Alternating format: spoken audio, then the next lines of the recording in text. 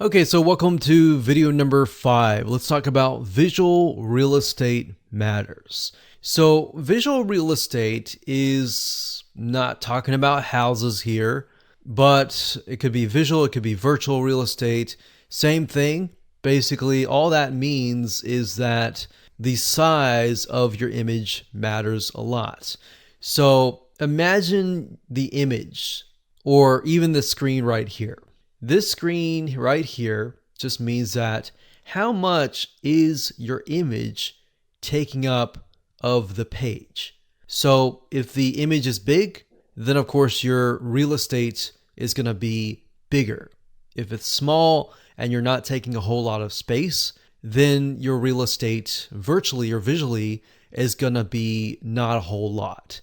Now, why does that matter? Well, did you know that Pinterest allows you to pin graphics that are vertically oriented, meaning that they're long, which means that you're going to take more real estate compared to that of a square. So if you had the option to either use a square or a vertical rectangle, which one would you use? Well, the vertical rectangle, of course, right? Because not only does it take more space out of the page, it definitely shows up compared to all the other images. And not only that, in addition to that, it stands out. Now, when you're dealing with vertical rectangles, the problem is you need to make sure that your images look good.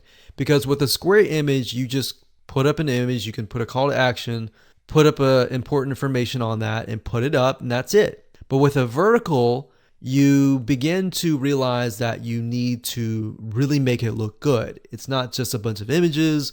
It's got to look really good. And don't worry about that. We're going to talk about that in just a second. So if you're not a graphic designer, it doesn't matter. You're going to be able to create some amazing pictures. Now, going back to why this is important and why taking up more virtual real estate is important. This is because the more of the page that you're going to take up, the better. The smaller of your image is, the less of the page you take up. And worse, you're going to be overpowered by folks on Pinterest that are using these longer pins. Because the longer pin is actually the strategy that will actually work. Now, this is a proven method that we discovered while testing our own images. We found that the longer pins would actually show up on the page. They got pinned more because they were obviously being shown a lot more.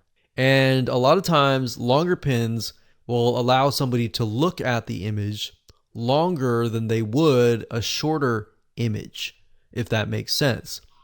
And we figured this out as well with sharing notes with other successful Pinterest marketing campaign owners. We asked them, we said, hey, what is your best size? And they said vertical long pins were their best size.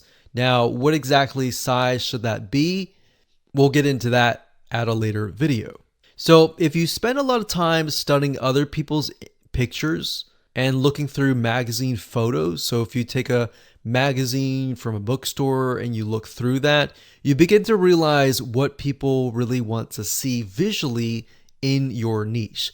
That's why I showed you the method earlier where we looked at the magazines and then we kind of reverse engineered it by going to the website and took a look at that.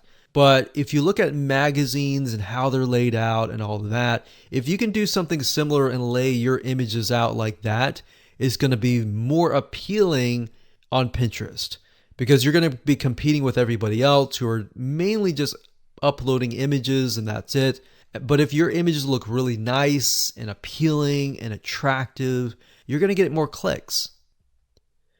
Now, to create a long pin, you have to put a few photos together, literally stacked on top of each other. So if you think about it, a square is just a square, but a longer pin is going to have several squares on top of each other. It might have 3 squares, it might have 4 squares. But of course, you don't want to make it too long as well, because there's a difference between being short and sweet and being too long-winded, right? If you think about somebody who is going to talk about a specific topic. You want short, straight to the point. You want the information really quick, and that's it. So similar to this, you want to have a long pin, but you don't want to have a pin that is way too long. So that's just something to keep in mind as you are thinking about how you can go ahead and create these long pins. So on the Pinterest feed, they make the pins stand out a little more by being long. But like I said, you want to make sure that there's a fine line between too long and too short. So tweaking the sizes of the images is a great technique to get more attention on the Pinterest board compared to that of the other pins that are smaller image sizes. So in the next few videos, we're going to discuss one type of long graphic that attracts a lot of attention, that works really well, that you can easily create without having any sort of professional graphic designer experience.